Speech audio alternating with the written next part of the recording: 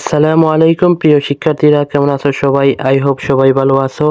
Easy edu এর পক্ষ থেকে তোমাদের নতুন আরেকটি ভিডিওতে সবাইকে স্বাগতম।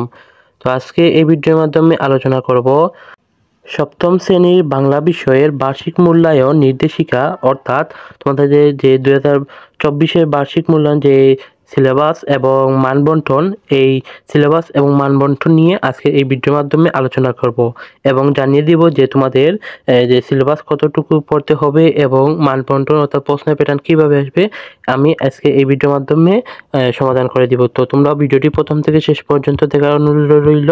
যারা এখনও আমাদের চ্যানেলটিকে সাবস্ক্রাইব করোনি, দ্রুত সাবস্ক্রাইব করে নাও। তো এখানে তোমাদের সপ্তম শ্রেণীর বাংলা বিষয় দেখতে পাচ্ছ বার্ষিক পরীক্ষার পাঠ্যক্রম।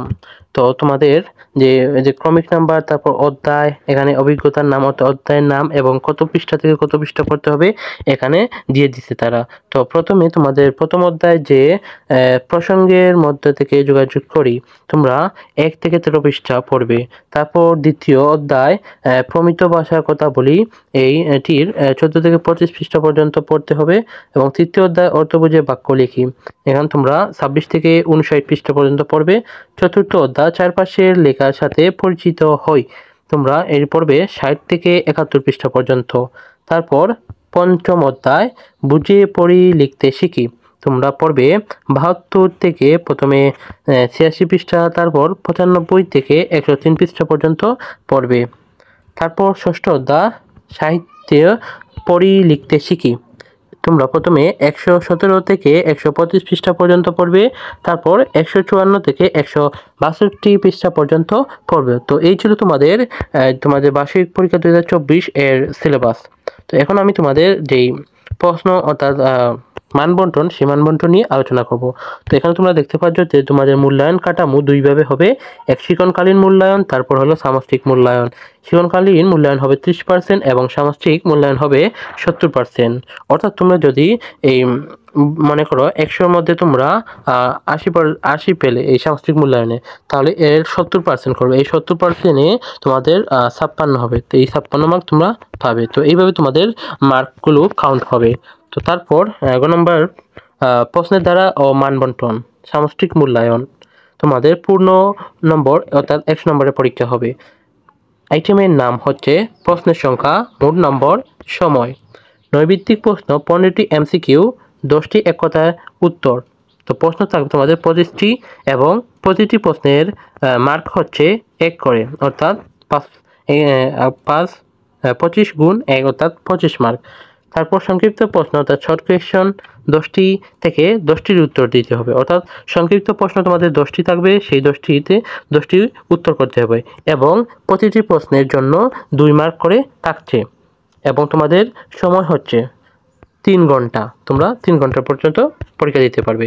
তারপর রচনামূলক প্রশ্ন দৃশ্যপটবিহীন, 5টি থেকে 3টির উত্তর দিতে হবে, অর্থাৎ তোমাদের রচনামূলক প্রশ্ন 3টি থাকবে, 5টি থাকবে, 5টি থেকে 3টির উত্তর করতে হবে এবং এর প্রতিটি প্রশ্নের জন্য মার্ক হচ্ছে 5 করে, 3 5-এ 15 মার্ক। তারপর রচনামূলক প্রশ্ন দৃশ্যপট নির্ভর, 60টি থেকে 5টির উত্তর দিতে হবে, অর্থাৎ এখানে তোমাদের প্রশ্ন থাকবে 60টি এবং এই 60টি থেকে যে কোনো 5টির উত্তর করতে হবে এবং প্রতিটি প্রশ্নের জন্য মার্ক হবে 8 মার্ক করে, অর্থাৎ 5 8 40 মার্ক। তো এখানে প্রতি দৃশ্যপটের বিপরীত 2টি অংশ থাকবে এই রচনামূলক প্রশ্নে। তো তোমরা যদি এখন কাউন্ট করো তাহলে এই যে 25 এবং 20 45, তারপর এখানে আরও 15 45 আর 15 50 60 48 100, এই হলো তোমাদের মোট 100 মার্কের পরীক্ষা। তোমরা এটি 3 ঘন্টা সময় দিতে পারবে।